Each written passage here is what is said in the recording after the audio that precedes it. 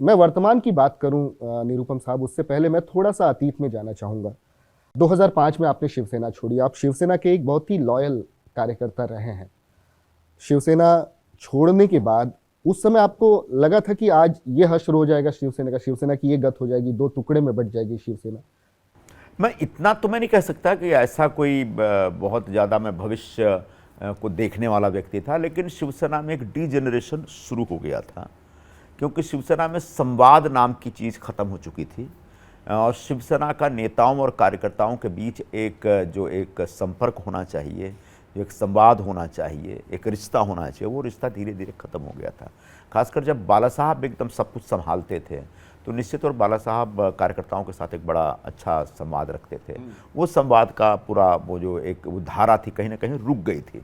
तो आने वाले दिनों में कुछ और हो सकता है, बड़ा हो सकता है और बिगड़ सकता है, ऐसा अंदाजा तो था, लेकिन इतना बिगड़ जाएगा ऐसा अंदाजा मुझे नहीं था। मतलब आप ये कहना चाहते हैं कि बाला साहब में जो नेतृत्व की क्षमता थी वो दिखा नहीं कहीं पे भी उद्धव ठाकरे में, ऐसा आपको लगता है? मैं किसी व्यक्ति के ऊपर कोई बहुत कमेंट नहीं करना चाहता हूं, लेकिन उन्होंने शिवसेना को पाला पोसा, या कह सकता हूं कि उन्होंने शिवसेना को जन्म दिया, पार्टी को खड़ा किया, और वो बहुत छोटे स्तर पर शुरू किए थे, जमीन से उठे थे।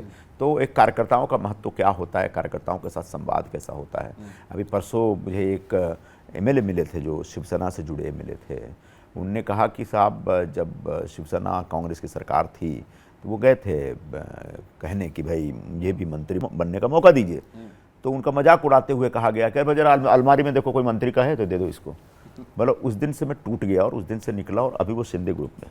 निरुपम साहब, एक चीज मैं यहाँ पे रखना चाहूंगा कि काबिल लोगों को किनारे रख के भी जब बच्चों को पुश किया जाता है ना, अपने बेटों को, तो वहां लोग डिसग्रंटल्ड हो जाते हैं, वहां असंतोष की भावना जागती है। और हमने देखा वहां पे निरुपम साहब कि कई लोगों ने अभियोग लगाया, और यह भी अभियोग लगाया कि शिवसेना का सिनोनिम था मातोश्री, मातोश्री सत्ता का केंद्र था शिवसेना के लिए। लेकिन सत्ता आज मातोश्री से छिन गई सिर्फ इस वजह से कि आदित्य ठाकरे से बेहतर लोग थे पार्टी में, उनको आगे न करके शिवसेना आदित्य ठाकरे को आगे कर रही थी। और यही काम कमोबेश बाला साहब ठाकरे ने भी अपने समय में किया। ये प्रखर रूप से बोलने वाले लोग थे उस समय, और ये आप भी जानते हैं।